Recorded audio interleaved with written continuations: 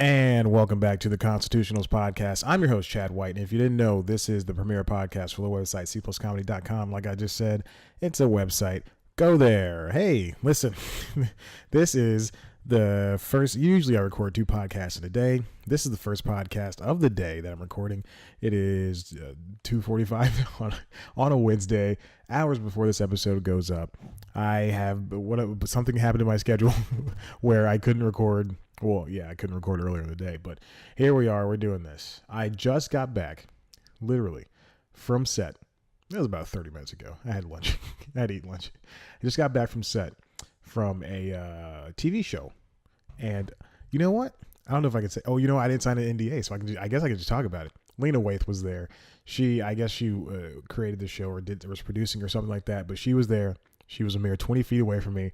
I saw her get up. I heard her talk. I was like, oh my God. Like I think I was the only person who even knew who she was.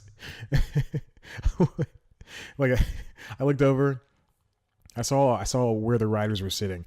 I saw them reading scripts, and then I looked at a young woman, and I thought she looks just like Lena Waithe. And I could have sworn she was wearing a flat bill cap and a big white shirt and some type of running pant. You can go see her if you go check her email. Go check her email. If you go check her Instagram right now, you can see her. She uploaded a photo that was taken about like at the place we were shooting.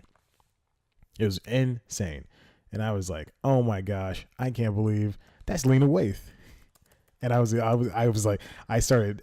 I'm not gonna say what I did, but I was very excited to see her. I texted a friend. Yeah, there she is. This is the I don't as if I'm. Anyway, I'll turn the thing around, and you can probably see it. Hopefully, if it's in focus or if it looks good on the shot. But yeah, she was there, and it was Lena Waithe, and that's it. I did not talk to her. I really wish I did. I was barely in the scene that I was scheduled to be in. I was going to be inside the gym. I was outside of the gym. We were at a gym.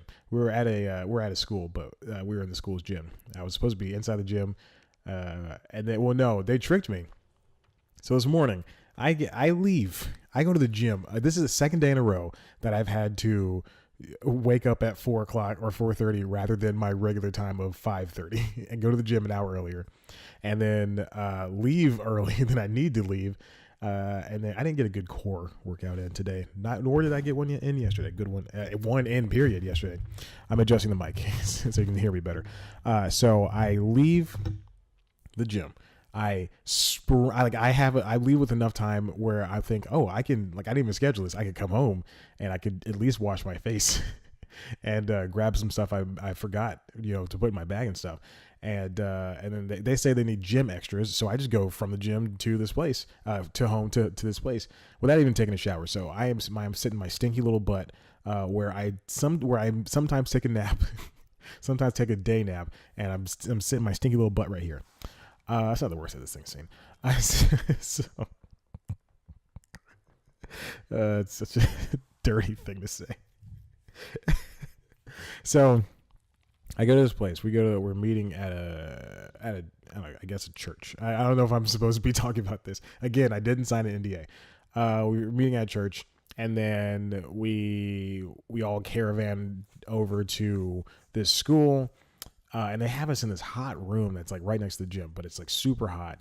And basically they started. So when we were at this church, they were giving us they was checking to see if your wardrobe is fine. Turns out you can hear them right through the window.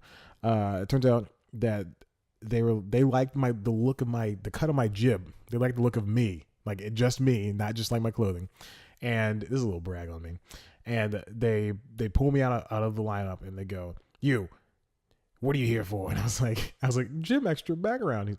They're like, "Do you want to be a coach or training coach?" And I went, "Yeah, that'd be great." And she's like, "All right, there's supposed to be somebody else here doing it, but if he's not here, then you're gonna do it." I was like, "Great, cool." And then I overheard, not even a minute later, the guy walks in, but he's not even dressed. I was so mad. And then anyway, it was fine. It was whatever. I got paid to sit around for 5 hours and not do anything. I didn't do it. So we get to the school and I don't do anything. They pick out groups of these gym people, and somehow I make my way to a group that barely got on screen and that barely did anything today. And I said, and then the worst part is I left. I had this all planned out. I downloaded an episode of Jack Ryan from Amazon, 2 episodes of Star Trek Enterprise, and on the Netflix side, I downloaded an episode of Maniac. I was like, all right, if I'm going to be here for 8 hours, I'm going to watch something, and I have a book, Creativity Inc. I'm still making my way through that book.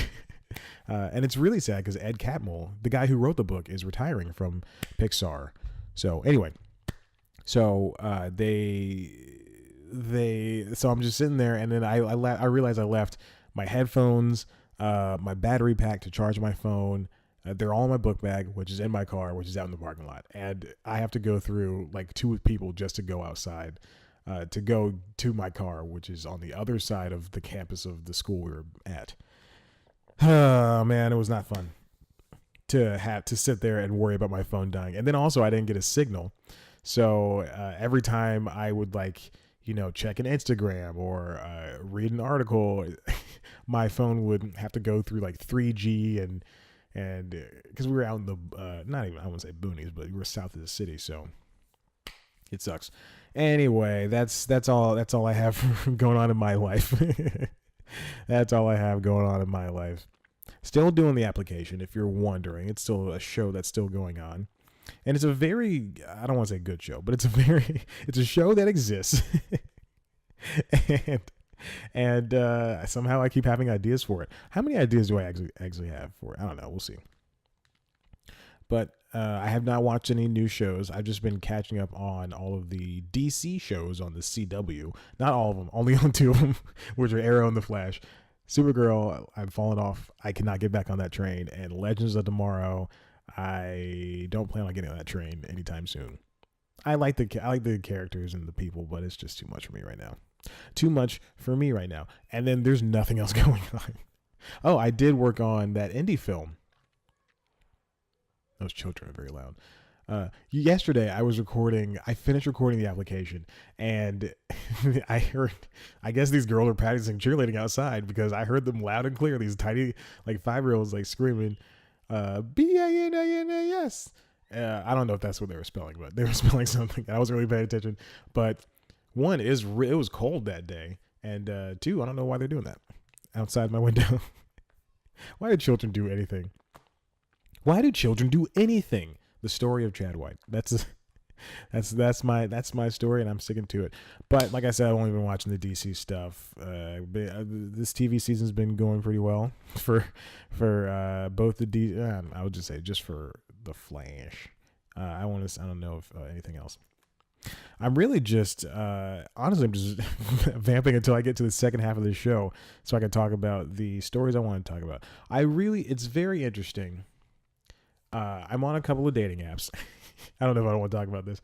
I'm on I really shouldn't. Oh, I saw mid-90s. Okay, so the mid-90s is the movie. I think it's mid-90s or mid-90. Yeah, mid-90s. Mid-90s is the movie that Jonah Hill wrote, and I believe he directed. I assume, let's see. Jonah did direct this movie. So it is a movie that he wrote and he directed, and it is about a 13-year-old kid who lives in Los Angeles in the 90s sometime, and he's hanging around, and he sees these kids skating, and he goes, oh, I want to be a skater. And then he does what any little kid does. He starts falling into the pattern of being a child and copying the older boys that he wants to hang out with. I didn't know he was 13. He seemed way younger, because very strange. And then it's a paint by numbers story from there, and it's not a knock against Jonah Hill, but because it's done well, but it is a paint by numbers story. So his kid Stevie starts hanging out with all of these other kids. I'm not going to name all of them because there's only 4 of them, and I'm not going to name them because one of them has 2 curse words in his name. And this is a clean show. And then these kids are, they're skaters. They smoke, they drink, they party. Not all of them. You'll learn that in the movie. And they just want to skate, and a couple of them want to make jobs out of it. and one of them wants to be a filmmaker, but he's also called the stupidest one. And it's there are points where you see Stevie going down this path that that every adult ever has told us as growing children. I'm adjusting like as growing children have told us not to go down, not to hang out with the bad influences. But these are good kids. I mean, you see, they're good kids, and by the end you'll see that they're all going to stick together no matter what. So Catherine Waterston plays his mom. She looks just like Téa Leoni. I cannot believe how much she looks like Téa. And then Gerard Carmichael's in the movie too, in a very funny scene where he's yelling at the kids. And it's shot in a 4:3 aspect ratio. So just get ready for that. And but I got free tickets. I think I mentioned this on the last podcast. I got free tickets from A24, and I got this. Oh man, they're right here. I got a tech deck called the Sunburn, named after the character of Stevie. I don't know if I'm showing this on camera or not, but it's got Stevie's face right there. It says mid-90s, and it's just, I guess it's 2 boards, and I can interchange the wheels. And then I got a lit mag from Jonah Hill with interviews from his sister, Beanie Feldstein, and then a bunch of other people. Edie Falco, Catherine Hahn, Mark Gonzalez, Michael Cera. Oh my God, Nakel Smith, Q-Tip. What? I never even looked at this. So there you go. I think that's pretty cool that they gave those away. A24, thank you for. You didn't invite me. I saw this out. Thank you for allowing me to see this movie. Thank you for the tickets. I do think that they gave away too many tickets, and because I arrived late, and they were like, no more seats, and we were like, what? But then eventually they said, oh, okay, there's 2 seats up front. Do you want to go there? And we're like, fine, why not? And because I didn't want to leave, because first of all, I drove in traffic to get it. When I say in traffic, Buckhead was 20 minutes away from me, so I drove 20 minutes north to go to this movie, which is not even that far. I've driven further for worse. I mean, for other things. So, but yeah, it was really good movie. I mean, if you can't stand some things, you're going to be, I mean, it's a 90s movie. They say words that they said back then, that we all said back then. So, just prepare for that. And Jonah Hill wrote the N-word a lot. He wrote it a lot. That's all I will say about that. I got a quarter through this movie, and these kids, one kid's like just saying all over the place. I'm thinking, dang, Jonah Hill. Oh my gosh. Very funny movie. It's a very funny movie, and I enjoyed myself. So definitely check it out. Definitely check it out. I'm just looking at the time and see if I can end this stupid segment. Oh, what I was saying earlier, I'm on a bunch of dating apps, and I have been for the past couple of weeks, and it's just so, I hate this so much. I hate being in the dating world again, and don't do it, kids. Don't do it. I'm going to a wedding next week, so I have to record everything ahead of time, which is going to be great. I have to record, well, this show will be fine, but I have to record the application ahead of time, and then I have to record news time ahead of time, because I won't get back till, I'll be gone Friday through Sunday, hopefully. And then Lord knows I will not be wanting to do anything come Sunday night or Monday during the day. So everything's got to be done, but everything is planned out. I got some stuff. Shut up, Chad. Did Wikipedia get a redo? A vamp up? Oh my God, they redid Wikipedia. This is the dumbest thing I've ever talked about. Okay, we're gonna go. Let's take a break, and then I'll come back and I'll talk about the second half of this stupid show. All right. Okay, 2, 1, and we're back. Okay, it's very fortuitous that I did go to break at that exact point, because as soon as I stood up and I took a swig of water, some kids outside the window were screaming as loud as possible. I really wish there was something. I wish if I could go back in time, I would, upon changing everything in my life, I would definitely come to this building and go, hey, soundproof it a little bit. Put some concrete between those walls, because that's what we need. That's what we need, is more concrete between those walls. Let's build that wall. Excuse me? What was that, Ron? yesterday's episode of the application. God, I'm doing too many shows. Yesterday's episode of, also I have not watched Manifest or The First. I keep putting those on the list. I have yet to do it. Yesterday's episode of the application, I did not.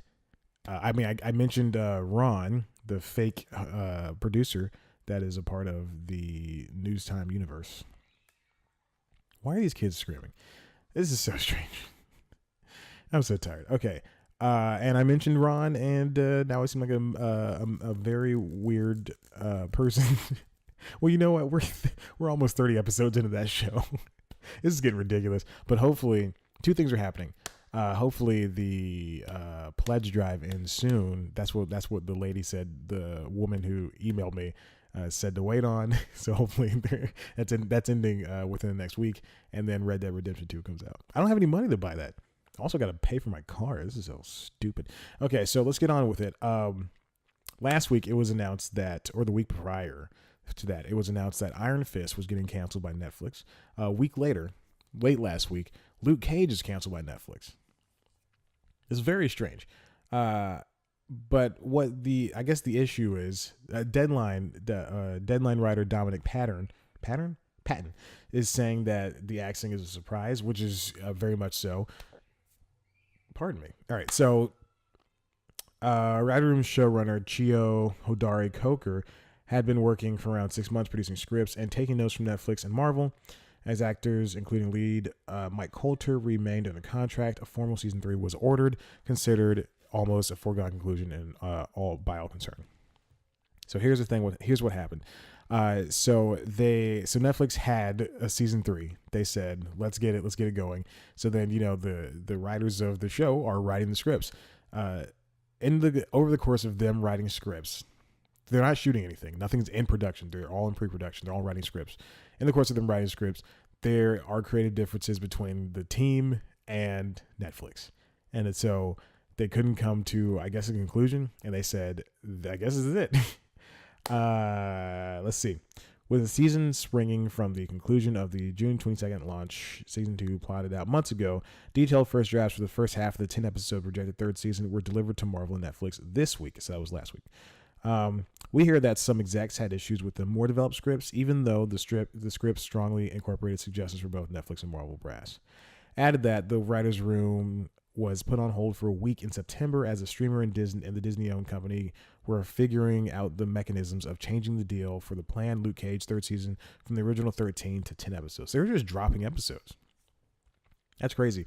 What I think one of the issues is someone like a Ted Sarandos. So I don't want to put the blame on him, but I would say a bunch of people higher up at Netflix were seeing that Disney's streaming service is ramping up. I guess they got wind of how it's ramping up, and obviously the shows that were created for Netflix are going to stay on the service. There's no way. I mean, you can't pull it off. They would have to. I think Disney would have to buy out Netflix for those episodes, for those TV shows, the Defenders, Jessica Jones, Iron Fist, and Luke Cage. But I don't know. I think that they got wind of how the series, we're getting all of these announcements for shows and movies that are being made just for Disney streaming service, and they're huge movies so far. They're huge movies, and eventually that's going to be more Marvel shows. I can see that Marvel Spider-Man show moving from Disney XD over to whatever the hell the Disney thing is called. That's not a curse. I can say whatever the hell. It's not a curse. Anything I can say on radio, I can say on this stupid show that no one listens to. So let's see. There have been new showrunners for every season of Daredevil. Oh, Daredevil's one I forgot. Raven Metzger took over for Iron Fist for its second and final season, and Jessica Jones, Melissa Rosenberg, is heading off to an overall deal with WB-TV once season 3 of the Kristen Ritter-led series is done. Another sense the cancellation was a done deal as the situation became less tense on the corporate level. The Marvel shows on Netflix are costly to make, even with the New York's generous tax credit. Really? Back in 2013, the streamer paid top dollar for the series that it doesn't even own. So cutting Luke Cage loose was a shifting bottom line at all. Was shifting was a shifting bottom line call. Oh, okay. All right. I guess that's smart. With the high cost, there has been pressure on the Marvel series to overperform in viewership. Okay, so yeah. Okay, so here's the thing I want to mention.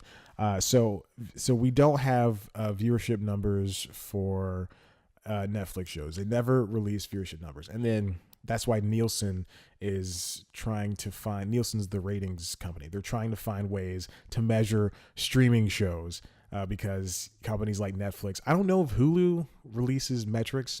I doubt they do, and I don't think Amazon does it too, because they're all copying each other. I found here's an article from comicbook.com. Marvel's other Netflix shows could be in trouble according to new data. All right, so like I said, Netflix never releases this, but Business Insider is claiming to have the scoop on the statistics that reveal Netflix's logic is in canceling Luke Cage and Iron Fist, and why more series are about to also get the axe. Which is very true because Netflix is canceling series left and right, even though they gave shows like Insatiable a second season. And what's the one I interviewed that comedian for? Nick Dodani. He's on Atypical. That one today just got a season 3 renewal. But I think that's just for different reasons. I think that has we'll get into the numbers for Luke Cage and Iron Fist soon. All right, so the actual numbers, and I'm reading this verbatim from comicbook.com, so check it out. Luke Cage's season 1 had 300,000. This is all from social media impressions. 300,000 social media impressions for Luke Cage season 1 going into its premiere. By season 2, it was only generating about 50,000 impressions. Iron Fist season 1 came in on 120,000 social media impressions. Season 2 only generated 20,000. Jessica Jones season 1 generated 300,000 impressions, much like Luke Cage season 1. Season 2 had around half that number. Daredevil season 1 generated 275,000 impressions, and remember, I think that was the first show that they had. And season 2 had a good holdover with 200,000, because again, I think it was still the only show, and we had Jessica Jones coming, and they were just talking about Luke Cage, I believe. And the newly released season 3 had 75,000 going into October, with a higher total expected by month's end, which is all very strange. So this data comes from Crimson Hexagon, and it was given to Business Insider, and it shows the social media buzz, and that's how they're basically getting that. No one really knows if 300,000 people watched. I mean, it could be. I mean, I guarantee it was at least 3-5 million people to watch that. It's very, but they're measuring, but the way that we're reviewing these numbers, it makes sense, because if no one's talking about the show, what's the reason? What's the point in continuing on with it? But it's also the aspect of the biggest company in the world that you were once friends with, partners with, is leaving you within the next few months, and they're going to be competition rather than something that's symbiotic, working in tandem with you. One thing that I would like to, and like I said, I don't like anything superhero anymore. I'm done with superhero stuff, except for the cartoons like X-Men Evolution and Justice League Unlimited, even though those are stuck on the DC streaming service now. Oh God, I just gotta buy the Blu-ray or the DVD, whichever one comes first, or streaming. I prefer the discs. And I only watch The Flash and Arrow, and I'm about to drop Arrow. I really am. And maybe I'll pick up Legends. Who knows? But I only watch The Flash. Really, is the only procedural superhero show that I watch. But you want these things to survive, because they do open up doors for other avenues. Luke Cage was a predominantly black series, and lesser so than Black Lightning, which is one of the... Oh, I watched Black Lightning. Okay, there you go. So I watched Flash of Black Lightning and Arrow. Arrow's going to get dropped. Black Lightning's the only show that's not getting, the same recognition as Luke Cage. But one's on network TV and one's on a streaming service. But one had the advantage of being on a streaming service.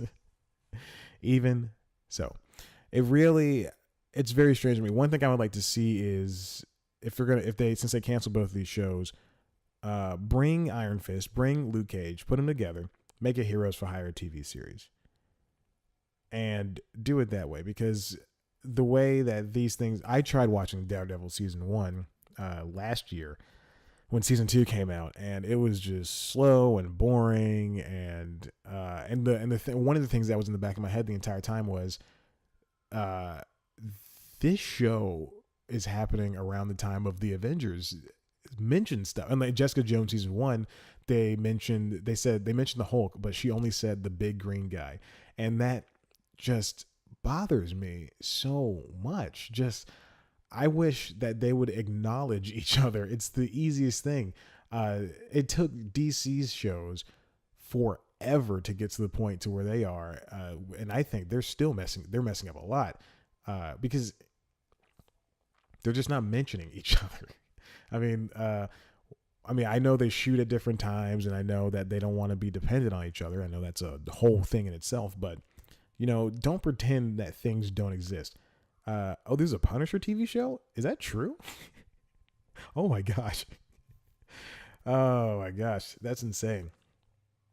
So yeah, it's just, for both of these shows, you live in this universe. You live in this expanded universe. Talk about each other. Don't be afraid. I understand that they don't want to pull the focus away from the movies, or pull the focus just to the movies, but I don't know. If Agents of S.H.I.E.L.D., they had a bunch of references to the whole movie verse. I mean, I don't understand why. There were episodes. I remember the only episode of Agents of S.H.I.E.L.D. I've ever seen was the one that came out with Captain America Winter Soldier, and I did not know what was going on. But they directly tied to each other. And I guess that's when Hydra infiltrated the company or whatever. I don't care anymore about this stupid thing. This is so dumb. This is so stupid. Either you go all in or you don't. And that's why you're wasting my time. Very strange. Very strange. It's very strange that Netflix would cancel these shows. I mean, I understand why they canceled Iron Fist. I get it. I understand. I didn't even watch that show, and I heard the backlash, and I think, well, that makes sense. So here's another thing from Deadline. After the end of the Finn Jones-led Iron Fist on October 12th, and now Luke Cage down for the count, the number of Marvel series on Netflix has been cut by 40%. Only Daredevil, Jessica Jones, and Punisher remain. I don't know. That's very strange. I wonder, with Jessica Jones losing their person and their showrunner, and Daredevil season 3 coming out soon, I wonder if they would just end all of them, because ultimately it's Netflix's decision, because they're footing the bill.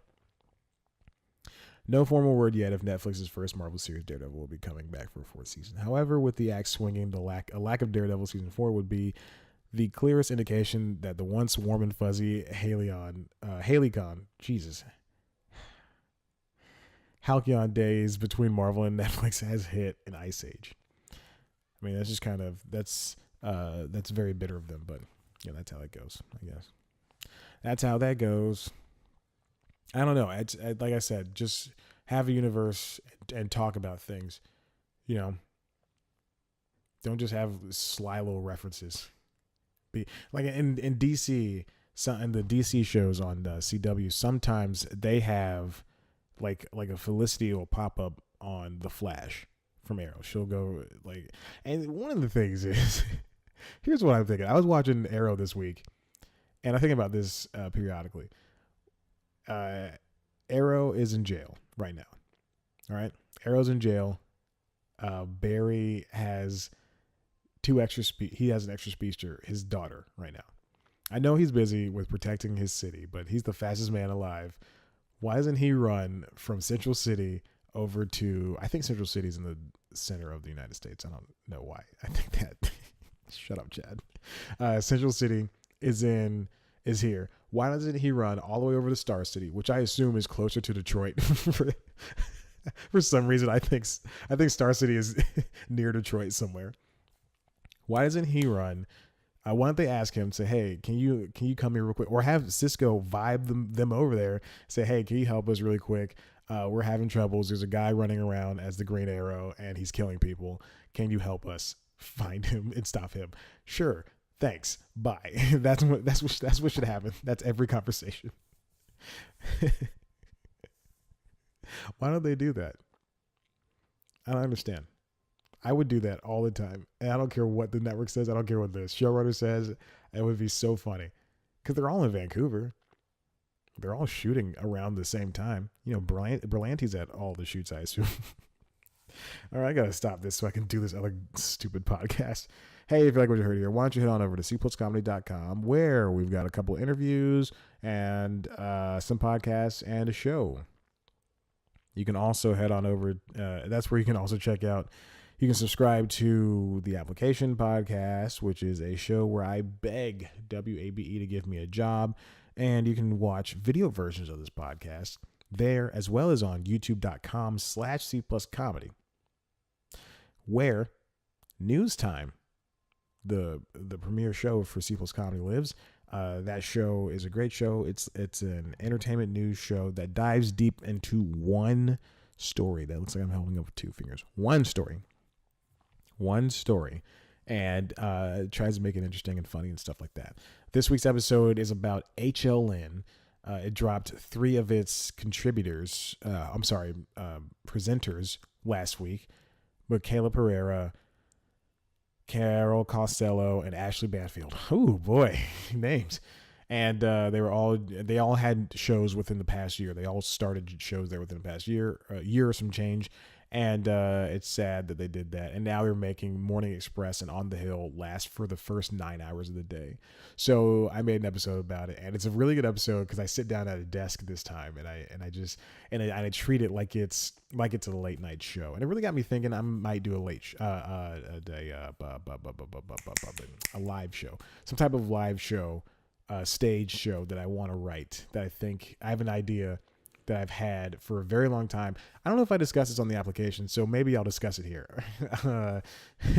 It's a show about it's a show called Not a Dating Show, a Talk Show, and it's a show where I'm the host and I interview famous people like I do for the website.